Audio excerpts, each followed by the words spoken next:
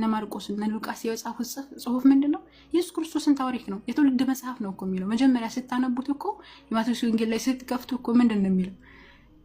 የልደት መጽሐፍ ቀጥታ እንትና ወለደ ሁለት ሙሉ ማለት ነው እያለን የሚያወራው። የሉቃስ ወንጌልን ስትመለከቱ የከበርክ ቴዎፍሎስ ብሎ ለቴዎፍሎስ የጻፈው መጽሐፍ እንደሆነ ነው የምትመለከቱት እንጂ አዲስ ነገር ምንም ነገር የለውም። ወይም ደግሞ ስለተወረደ መጽሐፍ በፍጹም አያወራም። ታሪክን ነው የሚያወራው። ብዙዎች ታሪክን ስላዘጋጁ እኔም ላዘጋጅልህ መልካም ሆኖ ታየ ብሎ መልካም ሆኖ የታየውን ነው የጻፈው እንጂ ቁርአን ለሙሴ ለኢሳ አለይሂ ሰላም ሰጠው የሚል መጽሐፍ ያን ስለዛ መጽሐፍ በፍጹም አያወራም። ይህ ቁርአን የሚያወራው ስለዛ ነው ስለተወረደው መጽሐፍ ከዓለማቱ ጌታ ስለተሰጠው መጽሐፍ ነው እያወራ ያለው። ይህንን ካለ ዘንዳ ታዲያ ተበረዘ የሚላለው እያለ ሲያወራ ነበር። በጣም ነፍ መጽሐፍ ነፍ ቁርአን ላይ በጣም ብዙ ማስረጃዎች አሉ። ከማስረጃዎች መካከል አምላካችን አላህ ምዕራፍ 3 ቁጥር 71 ላይ የአህለል ኪታብ ያለ የመጽሐፉ ሰዎች አለ። የመጽሐፉ ሰዎች እነማን ናቸው ሲባል አይሁዶችና ክርስቲያኖች ናቸው። ከዛ የመጽሐፉ ሰዎች ምን አደረጉ? ሊመተልቢሱን አልሐቅ ቢልባጢል እውነቱን በውሸት ለምን ትቀላቀላላችሁ አለ። ወተክቱሙን አልሐቅ ወአንቱም ተዕለሙን እናንተ እያወቃችሁ እውነቱን ለምን ትደብቃላችሁ በማለት እውነቱን ከውሸት እንደሚቀላቀሉት በግልጽ አስቀምጠ። ስለዚህ የሚያወራው ስለ መጽሐፉ ነው ወይ ከተባለው ስለ መጽሐፉ ነው የሚያወራው። ይህንን ደግሞ የተለያዩ ተፍሲራቶችን መመልከት እንችላለን። ለምሳሌ አንድ ሁለት ተፍሲር ልግለጽላችሁ። እሺ አላህ አዘ ወጀል ማን ነው ይህንን የሚናገሩት? ኢብኑ ጀሪር አጣበሪ ናቸው።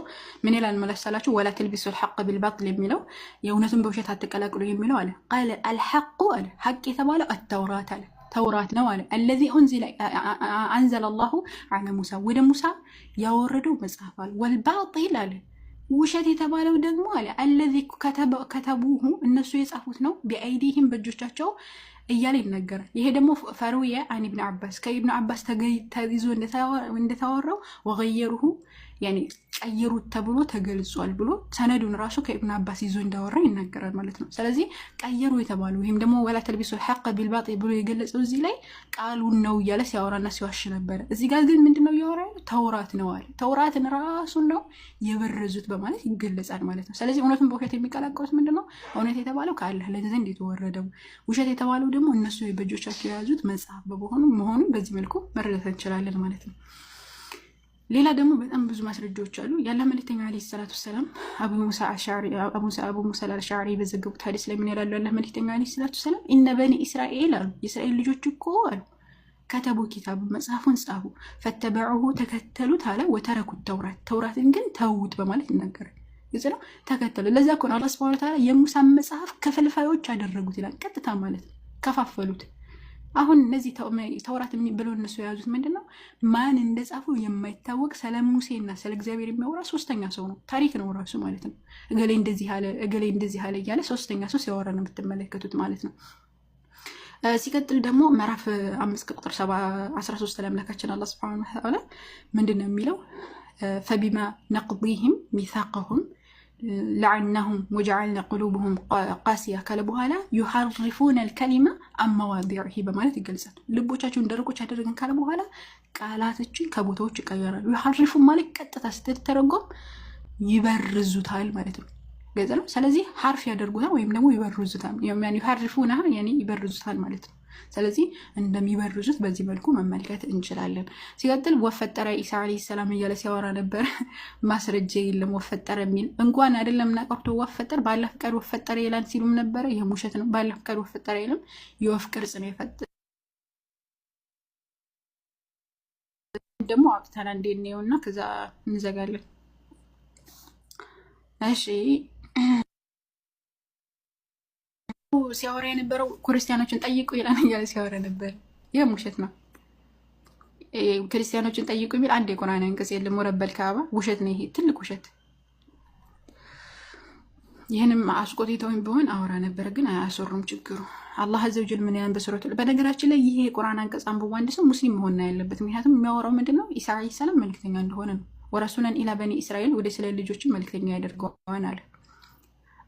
አኒ ቀድ ጅእትኩም ቢአያት ሚን ረቢኩም አለ። እኔ ከጌታዬ ዘንድ በተአምራት ወደ እናንተ መጣሁ አለ። አኒ አኽሉቁ ለኩም ሚን ጢኒ ከሀያቲ ጠይር እንደ ወፍ ቅርጽ ቢጤ እፈጥራለሁ አለ። ፈአንፉኹ ፊህ ከዛ በኋላ እፍ ልበታለሁ አለ። እፍ ነው የሚልበት። ፈየኩኑ ጠይረን ቢኢዝኒላህ ወፍ የሚሆነው ግን ምንድን ነው? በአላህ ሱብሓነሁ ወተዓላ ፈቃድ አለ። ወአብሪኡ ለአክመሀ ወልአብረሰ እንደዚሁም ደግሞ የወራን ፈውሳለሁ ምናምን እያለ ይገልጻል ማለት ነው። አሁን እዚህ ጋር የምንመለከተው ምንድነው? ኢሳ አለይሂ ሰላም ተአምር ይዞ መጥቷል። ከዛ በኋላ የወፍ ቅርጽ ሰራ። የወፍ ቅርጽ የሰራው ራሱ በአላህ ፍቃድ ነው። በነገራችን ላይ ብቻውን ምንም ማድረግ የማይችል ፍጡር ነው ኢየሱስ። ግልጽ ነው። ወፍ ቅርጽ ራሱ የሰራው ምንድነው? በአምላኩ ፍቃድ፣ ሁሉንም ነገር ያደርገው በአምላኩ ፍቃድ ነው።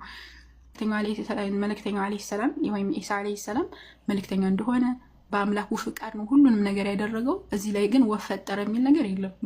ወፍ የፈጠረው ማነው? የዓለማቱ ጌታ አላህ ሱብሓነሁ ወተዓላ።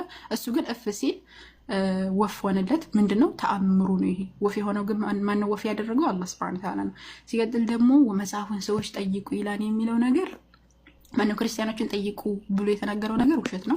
መጽሐፉን የሚያነቡትን ጠይቁ ነው የሚለው የቁርአን አንቀጽ ማለት ነው። መጽሐፉን የሚያነቡት የተባሉት እነማን ናቸው ደግሞ ከተባለ አላህ ሱብሓነሁ ወተዓላ ሱረቱል ሂጅር ላይ በግልጽ አስቀምጦታል። እነማን ናቸው ሲባል መጽሐፉን ሲያነቡ የነበሩ ነቢያቶች ናቸው። እነዚያ ነቢያቶች እነማን ናቸው? እነ ሙሳ እና ኢሳ እንዳለ በፊት የነበሩት መጽሐፉ የተሰጡት መጽሐፉን የሚያነቡት አካላቶች ናቸው። ይህንን ሱረቱል ሂጅር ላይ አላህ ሱብሓነሁ ወተዓላ ገልጿል። ይሄ የመጀመሪያው ነው። ሁለተኛ ደግሞ ከሰለሙ በኋላ የሰለሙትን ነው እየተናገረ ያለው። ሲቀጥል የአላህ መልእክተኛ አለይሂ ሰላቱ ሰላም ጠይቀዋል ሲባል በፍጹም አልጠየቁም። የአላህ መልእክተኛ አለይሂ ሰላቱ ሰላም አልጠይቅም አልጠረጥርም ብለው የተናገሩት አላህ ሱብሓነሁ ወተዓላ እንደዛ ብሏቸዋል። ነገር ግን እንደዛ የተባለው ራሱ ምንድነው የሚለውን ነገር ሱረቱል ሙምተሂና ላይ እንደዛ አካባቢ መሰለኝ ነው የሚጠይቁት ምንድን ነው ከተባለ የሚጠይቁት ራሱ ከተመለከታችሁ በፊት የተላኩት ነቢያቶች ሰው ናቸው ወይስ አይደለም የሚለን ነው። ምክንያቱም የመካ ቁረይሾች ምን ብላ ያምናሉ? መላኢካዎች ናቸው የመጡት፣ መላኢካዎች ሊመጡልን ይገባል፣ በሱቅ የሚሄድ ሰው እንዴት ይመጣል ብለው ሲከራከሩ ስለነበረ ነው። ይሄን ሱረቱል ዩኑስ ላይ እና ሱረቱል አንቢያ ላይ እንደዛ አካባቢ ሲናገር የምትመለከቱት ማለት ነውና ስለዚህ የሚያወራው ስለዚህ ነው። እና ክርስቲያኖች ዝም ብላችሁ አትቀላቅሉት። ሌላው ነገር ዝም ብሎ ለፈለፈ ብሎ ሲያነሳ የነበረው ነገር ሁለተኛው ክፍለ ዘመን የተጻፈ መጽሐፍ ነው ሲል ነበረ ቡኻሪ ማለት ነው። መጽሐፍቶችን ወይም ደግሞ ተፍሲራኖችን በመጀመሪያ እኛ ሰነድ የሚባል ነገር አለ። በመጀመሪያ ልታውቁት የሚገባው ነገር ሐዲስ በረሱል ሰለላሁ ዐለይሂ ወሰለም ጊዜ ይጻፍ ነበር። አቡ ሁረይራ ራሱ በጣም ብዙ መጽሐፍቶች ነበሩት። ሲቀጥል አንደኛ በመጽሐፍ መልኩ ይተላልፎልናል። እና ሙወጣ ማሊክ ራሱ የመጀመሪያው ክፍለ ዘመን ላይ ታቢዒዎች የነበሩ በጣም ታላላቅ የሆኑ ታቢዒዎች መጽሐፍቶች ነበሯቸው። ከሰሃባዎች እየተማሩ የጻፉት ነገር ሰሃባዎችም በጣም ታላላቅ ሰሃባዎች ሐዲስን ይጽፉ ነበረ ማለት ነው። ግልጽ ነው። በሰዓቱ ተጽፏል። ታዲያ ቡኻሪ ምንድነው ያደረገው? እነ ሙስሊም ምንድነው ያደረጉት ከተባለ ያንን የተጻፈ ነገር ሰበሰቡ፣ እውነቱን ከውሸት ለዩ። ምክንያቱም በሰዓቱ ትክክለኛ ያልሆኑ ነገራቶች ይቀላቀሉ ስለነበረ ስህተት የሆኑ ነገራቶችን በማስወገድ ትክክል የሆኑትን ነገራቶች ጻፉ ማለት ነው። የሚያወሩ ስለዚህ ነው።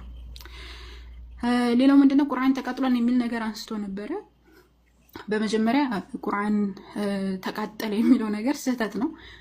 የተቃጠለው ነገር ምንድን ነው ከተባለ የተቃጠለው ነገር ከተለያዩ ከአዘርባይጃን ከተለያዩ አካላቶች የተለያዩ አገራቶች ላይ የተለያዩ ጽሁፎችን ሲጽፉ ስለነበረ ማለት ነው ቁርአንን ሲጽፉ ስለነበረ በገዛ እጆቻቸው ያን ነገር ስህተት ነበረ። ያንን ነገር ነው ያቃጠለው ዑስማን ረዲየላሁ ዐንሁ እንጂ ቁርአንን አላቃጠለም። መጀመሪያ እንደውም ከቁርአኑ ያኛውን ነገር ከማቃጠሉ በፊት ራሱ ከሐፍሳ ረዲየላሁ ዐንሁ ቤት የነበረውን መጽሐፍ ካመጣ በኋላ ሐፊዞች ነበሩ። በኢማማ ጦርነት በጣም ብዙ ሸሂዶች ተገለው ስለነበረ ሐፊዞች ተገለው ስለነበረ ከዛ በኋላ ሐፊዞችን ከቁረይሽ የሆኑ ሐፊዞችን አመጣ። ከዛ በኋላ ከሐፍሳ ቤት የነበረው ኦሪጂናሉን መጽሐፍ አመጣ፣ ኮፒ እያደረገ ለዓለም አስተላለፈ። ሌሎችም የተጻፉ በተለያዩ ቦታዎች ላይ የተጻፉ ቁርጥራጭ መጽሐፍቶችን አቃጠላቸው። አሁንም ያንን ነገር እናቃጥላለን። አንድ መጽሐፍ ካረጀ ወይም ደግሞ እንትን ካለው እናቃጥለዋለን ማለት ነው፣ እንዳይረገጥ በሚል ይቃጠላል።